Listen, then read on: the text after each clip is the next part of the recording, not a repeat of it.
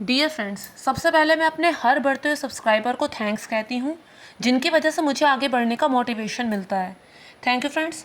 अब मैं अपने वीडियो को आगे बढ़ाती हूँ।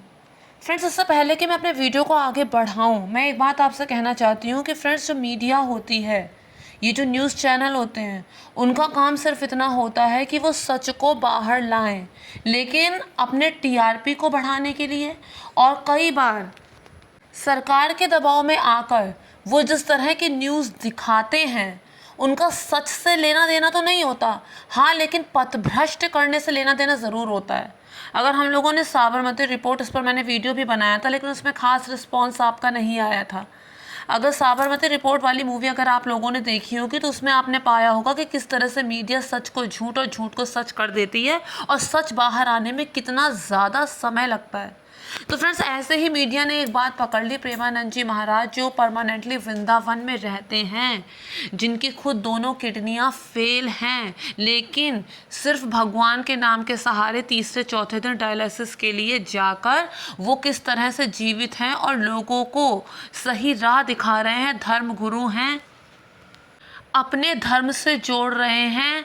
वेस्टर्न कल्चर को तो सब लोग प्रमोट करते हैं, वो इंडियन कल्चर को प्रमोट कर रहे हैं। इतने अनबायस्ड हैं, किसी जेंडर के पीछे नहीं पड़े हैं और सब धर्मों के प्रति उनके मन में समान भाव है, समान आदर है। कभी किसी धर्म का इन्होंने अपमान नहीं किया। यहाँ तक कि बहुत से मुस्लिम्स भी हैं, गैर हिंदू भी ऐसे हैं जो उनको बहुत मानते हैं, केवल उनके गुणों के कारण।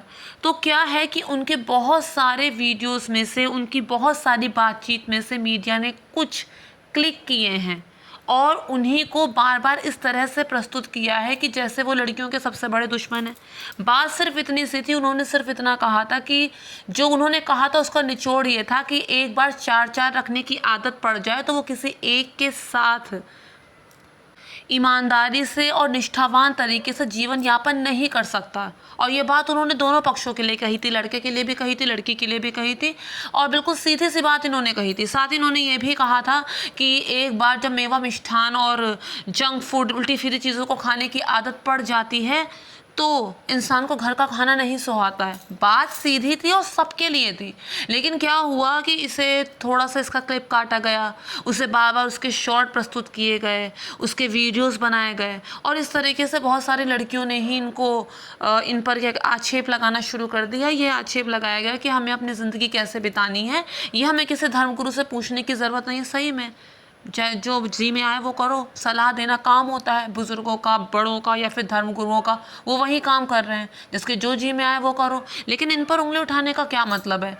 एक तो सेलिब्रिटी है, कोई बड़ी ही है, उसने ये कहा था, नाम लेना तो उचित नहीं होगा, उसने ये कहा था कि अरे जब तक टेस्ट ड्राइव नहीं करेंगे तब तक कैसे पता चलेगा कि गाड़ी अच्छी है या बुरी? तो गाड़ी और इंसान में फ़र्क नहीं है क्या? गाड़ी तो बेच भी देते हैं, सेकंड हैंड ले लेते हैं, फिर दूसरी खरीद लेते हैं। क्या ऐसा कर सकते हैं किसी रिलेशनशिप में? पति को बेच सकते हैं क्या? नहीं। आजकल जिस माहौल में, जैसा माहौल चल रहा है, जितना आगे जा रही है जनरेशन, हो सकता है आगे ये भी हो, क्योंकि जब ड्रम कांड हो सकता है और हनीमून कांड हो सकता है तो इसके बारे में अब क्या ही कहा जाए। तो ऐसे ही फ्रेंड्स, किसी पर भी उंगली उठाने से पहले उसकी पूरी बातों को तो सुन लो। और जितना मेरी समझ में आया है, प्रेमानंद जी महाराज सिर्फ एक बात पर जोर देते हैं कि नाम जप करो। पता नहीं जीवन की कौन सी श्वास आखिरी सांस हो, तो उस सांस को ऐसे ही व्यर्थ मत जाने दो, भगवत चिंतन करो। आप जिस भी काम में हो उस काम को ईमानदारी से करो। अपने कार्यालय का काम हो, अपने घर का काम हो, जो भी काम हो उसे ईमानदारी से करो, भगवान पे समर्पित करते हुए करो। और जब भी समय मिले नाम जप करो, नाम जप करो। वो ये नहीं कहते कि सब लोग साधु बन जाएं, बिल्कुल नहीं कहते।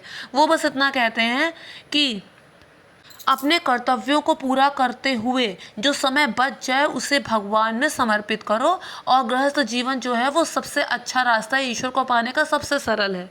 लेकिन अब उन्हीं की बातों को इस तरह से तोड़ मरोड़ के प्रस्तुत करना, कोई कोई तो ऐसे भी उठकर चले आए, वो ये कह रहे थे, कमेंट में लिखा हुआ आया था कि इनका गला काट देंगे, फलाना ठिकाना।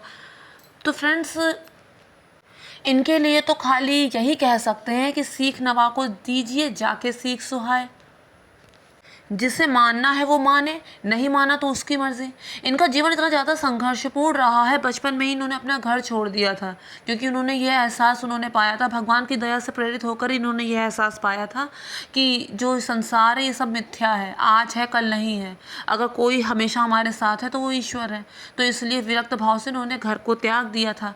उसके बाद पहले बनारस आ गए थे, गंगा किनारे वहीं पर रहने लगे थे और साधु जैसा जीवन व्यतीत करते थे। फिर धीरे धीरे ये वृंदावन आए, अपना जीवन भगवान में पूरी तरह से समर्पित कर दिया। बाद में जब इनको पता चला कि इनको ये किडनी फेल वाली बीमारी है, अब इनके पास ना तो कोई पैसे, ना किस डॉक्टर की कोई सुविधा, जहाँ से भी इनको लगता था कि कुछ मदद मिल सकती है, वो लोग भी इनकी तरफ पीट करके खड़े हो जाते थे, वही लोग। और इसके अलावा कई बार तो ऐसा भी होता था कि वस्त्र का अभाव है, अब साधु जो मिल जाएगा वही पहनेगा ना।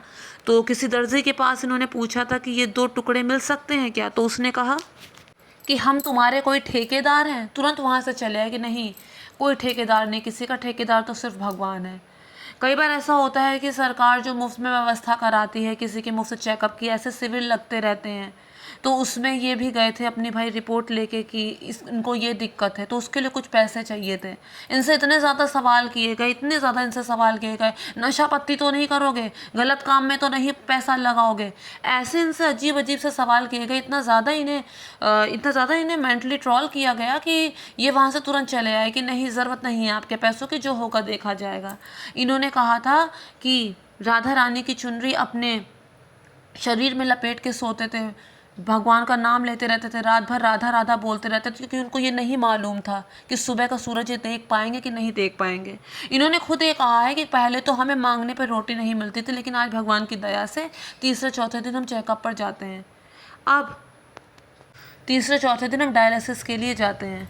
अब परमेश्वर की कृपा से सब लोग इन्हें जानते हैं, तो अच्छा यही होगा कि इनके माध्यम से हम अपने जीवन में भी उजाला लाने की कोशिश करें, अपने जीवन को भी धन्य बनाने की कोशिश करें, ना कि नरकीय बनाने की।